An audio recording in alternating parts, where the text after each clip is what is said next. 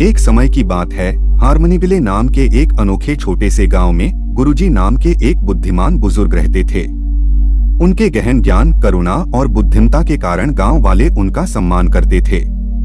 हर शाम जीवन के सभी क्षेत्रों से लोग गुरुजी के पास उनका मार्गदर्शन लेने और उनकी कहानियां सुनने के लिए इकट्ठा होते थे, जो न केवल मनोरंजक होती थीं बल्कि जीवन के मूल्यवान सबक भी देती थीं। एक शाम जब सूरज क्षितिज से नीचे डूब गया और हारमनीविले पर सुनहरी चमक बिखेर रहा था, राहुल नाम का एक युवा लड़का गुरुजी के पास आया। राहुल अपने शरारती स्वभाव और दूसरों के साथ मजाक करने की प्रवृत्ति के लिए जाने जाते थे। अपने चंचल स्वभाव के बावजूद उनका दिल अच्छा था और वे गुरुजी की गहरी प्रशंसा करते थे। गुरुजी, राहुल ने झिझकते हुए कहा, मैं जानना चाहता हूँ कि हमें किसी के साथ गलत काम क्यों नहीं करना चाहिए। कभी कभी मैं और मेरे दोस्त अनिर्हित शरारतें करते हैं, लेकिन मुझे आश्चर्य होता है कि क्या यह वास्तव में ठीक है। गुरुजी राहुल की ओर गर्मजोशी से मुस्कुराए, उनकी आंखें समझ से भर गईं। उसने अपने बगल की खाली जगह को थपथपाया और युवा लड़के को बैठने के लिए आमंत्रित किया। मेरे प्रिय राहुल, मुझे खुशी है कि आप यह सवाल लेकर मेरे पास आए हैं।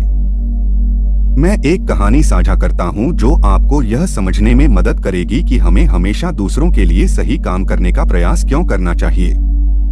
जैसे ही ग्रामीण गुरुजी के पास इकट्ठा हुए, सुनने के लिए उत्सुक थे, उन्होंने अपनी कहानी शुरू की। बहुत समय पहले एक दूर के राज्य में राजा विक्रम नाम का एक दयालु राजा रहता था। वह अपनी निष्पक्षता और अपने लोगों की सेवा करने की प्रतिबद्धता के लिए जाना जाता था। एक दिन यात्रियों का एक समूह राजा से मदद मांगने के लिए महल में पहुंचा।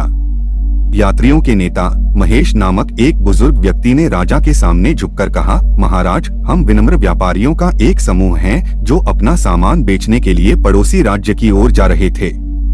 रास्ते में हम पर डाकुओं ने हमला किया, जिन्होंने हमारा सारा सामान चुरा लिया। हमारे पास बेचने के लिए कुछ नहीं बचा है और हमारे परिवार बड़ी उम्मीद से हमारा इंतजार कर रहे हैं। हम इस गंभीर स्थिति में हमारी मदद करने के लिए आपकी उदारता चाहते हैं। राजा विक्रम का हृदय यात्रियों के प्रति द्रवित हो गया। वह उनकी मदद करने के लिए दृढ़ था, लेकिन जानता था कि राज्य के संसाधन सीमित थे। फिर भी उसने एक योजना सोची। उन्होंने कहा, मैं तुम्हें एक व्यापार की पेशकश करूंगा। मेरे राज्य में दुर्लभ जड़ी बूटियों और मसालों से भरा एक विशाल जंगल है। यदि आप इन मूल्यवान संसाधनों को इकट्ठा कर सकते हैं और उन्हें वापस ला सकते हैं, तो मैं उन्हें उचित मूल्य पर आपसे खरीदूंगा। इस तरह आप अपने परिवार का भरण पोषण करने के लिए पर्याप्त कमाई कर सकते हैं। यात्री राजा की उदारता के लिए आभारी थे और बहुमूल्य जड़ी बूटियां और मसाले इकट्ठा करने के लिए जंगल में चले गए। उनमें अर्जुन नाम का एक युवा और शरारती लड़का था, जिसे अपने सहयात्रियों को चिढ़ाने की आदत थी। वह यह सोचकर उनके साथ मजाक करता था कि यह सब अच्छा मजा है। जैसे जैसे दिन बीतते गए, अर्जुन की शरारतें बढ़ती गईं और उसके साथी यात्री उसकी हरकतों से थकने लगे। वे बुजुर्ग महेश के पास पहुंचे और अपनी चिंता व्यक्त की। उन्होंने कहा, अर्जुन की शरारतों को संभालना बहुत मुश्किल हो गया है।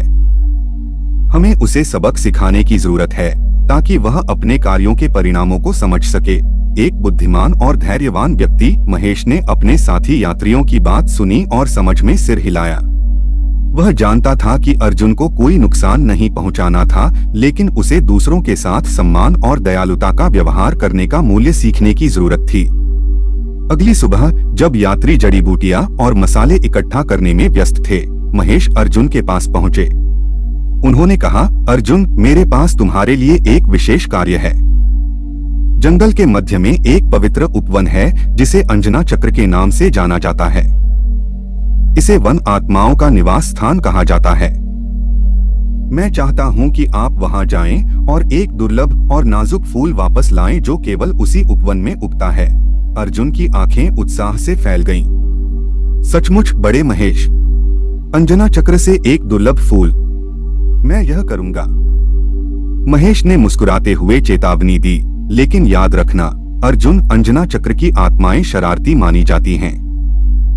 आपको उनका सम्मान करना चाहिए और सावधान रहना चाहिए कि उन्हें किसी भी तरह से परेशान न करें। यदि आप उनके साथ दया और श्रद्धा से पेश आएंगे तो वे आपकी मदद करेंगे। लेकिन अगर आप शरारत करते हैं या उन्हें परेशान करते हैं तो वे जवाबी कार्रवाई कर सकते हैं और परिणाम गंभीर हो सकते हैं। अर्जुन ने उत्सुकता से सिर हिलाया और महेश को आश्वस्त किया कि वह अपना सर्वश्रेष्ठ व्यवहार करेगा। वह उत्साह और दृढ़ संकल्प से लबालब होकर पवित्र उपवन की ओर चल पड़ा। जैसे ही उन्होंने अंजना चक्र में प्रवेश किया, उनके चारों ओर की हवा एक अलौकिक ऊर्जा से झिलमिलाती हुई प्रतीत हुई। वह पत्तों की हल्की सरसराहट और जंगल की आत्माओं की धीमी फुसफुसाहट सुन सकता था।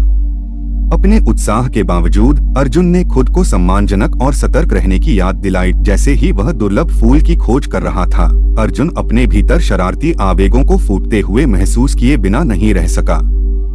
उसने खुद को महेश द्वारा दी गई चेतावनी की याद दिलाते हुए जंगल की आत्माओं के साथ मजाक करने की इच्छा का विरोध किया। आखिरकार बहुत खोजने के बाद अर्जुन को वह मायावी फूल नजर आया। यह एक नाजुक फूल था जो अलौकिक चमक से झिलमिला रहा था। सावधानी से उसने इसे जमीन से तोड़ दिया, यह सुनिश्चित करते हुए कि आसपास के वातावरण को परेशान न करें।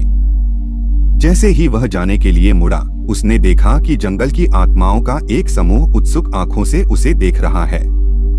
वे मिलनसार और चंचल लग रहे थे और अर्जुन उनकी हरकतों में शामिल होने के लिए प्रलोभित था। लेकिन उन्हें महेश की चेतावनी याद थी और उन्होंने इसके बदले उन्हें सम्मान दिखाने का फैसला किया। नम्रता पूर्वक झुकते हुए उन्होंने कहा, मुझे इस दुर्लभ फूल को लेने की अनुमति देने के लिए अंजना चक्र की सज्जन आत्माओं धन्यवाद। मैं इसे संजोने और आपके घर को अत्यंत सम्मान के साथ रखने का वादा करता हूँ। जंगल की आत्माएं उसकी बातों को स्वीकार करते हुए मुस्कुराईं और अर्जुन को तृप्ति और खुशी की अनुभूति हुई। जैसे ही वह शिविर में वापस आया, उसने अपने द्वारा सीखे गए मूल्यवान सबक पर विचार किया। शिविर में लौटने पर अर्जुन ने महेश को दुर्लभ फूल भेंट किया। जैसा कि आपने कहा, मैं फूल लाया हूँ बड़े महेश, उसने गर्व के संकेत के साथ कहा। महेश ने सिर हिलाया और उत्तर दिया, शाबाश अर्जुन, आपने अंजना चक्र में बहुत साहस और सम्मान दिखाया है। आपके कार्यों के परिणाम होते हैं और दूसरों और उनके घरों के साथ दयालुता से व्यवहार करके आप उनकी सद्भावना और आशीर्वाद अर्जित करते हैं। अर्जुन सोच में पड़ गया क्योंकि उसे महेश के शब्दों के महत्व का एहसास हुआ।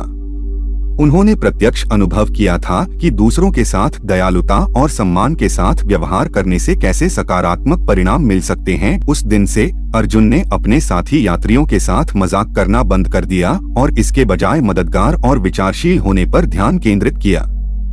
उसने जान लिया था कि हानिरहित शरारतों के भी अनपेक्षित परिणाम हो सकते हैं और दूसरों की भावनाओं को ठेस पहुंच सकती है। जैसे जैसे यात्रियों ने अपनी यात्रा जारी रखी, वे एक घनिष्ठ परिवार की तरह बन गए। उन्होंने एक दूसरे का समर्थन किया और एक दूसरे की देखभाल की और उनका बंधन हर दिन मजबूत होता गया। जब वे राजा विक्रम के राज्य में लौटे तो उनका जोरदार स्वागत किया गया। राजा उन दुर्लभ जड़ी बूटियों और मसालों से प्रसन्न हुए जो वे जंगल से वापस लाए थे।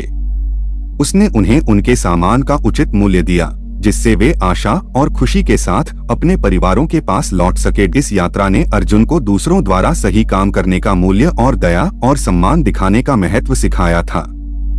उन्होंने सीखा था कि हर कार्य, चाहे वह कितना भी छोटा क्यों न हो, उसके परिणाम होते हैं और यह विचार करना आवश्यक है कि हमारी पसंद दूसरों को कैसे प्रभावित करती है। उस दिन से अर्जुन एक विचारशील और दयालु युवक के रूप में जाने जाने लगे। वह कभी कभार मजाक करता रहता था, लेकिन अब वे हल्के फुल्के थे और कभी दुखदाई नहीं होते थे। वह समझ गया था कि सच्ची खुशी और तृप्ति दूसरों के साथ प्यार और विचार पूर्वक व्यवहार करने से आती है।